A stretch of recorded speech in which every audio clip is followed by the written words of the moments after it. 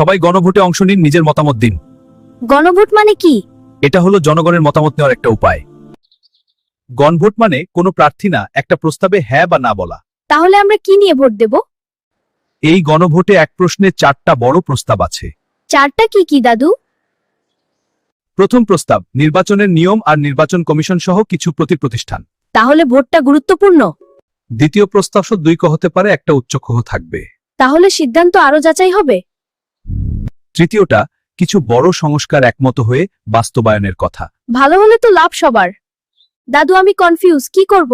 দুই দিকের কথা শোনো, তথ্য যাচাই কর, ইসলাম এটা আমানত, তারপর নিজের বিবেকে ভোট দাও। ভুল সিদ্ধান্ত হলে কি হবে দাদু? ইসলাম বলে অন্ধভাবে নয়, ন্যায়কে মাপকাঠি করো। তাহলে জোর করে বলাটা ঠিক না?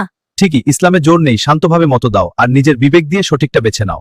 প্রিয় দর্শক, ভোট হলো দায়িত্ব, হ্যাঁ বা যেটাই দিন, নিজের বিবেক আর ন্যায়কে সামনে রাখুন।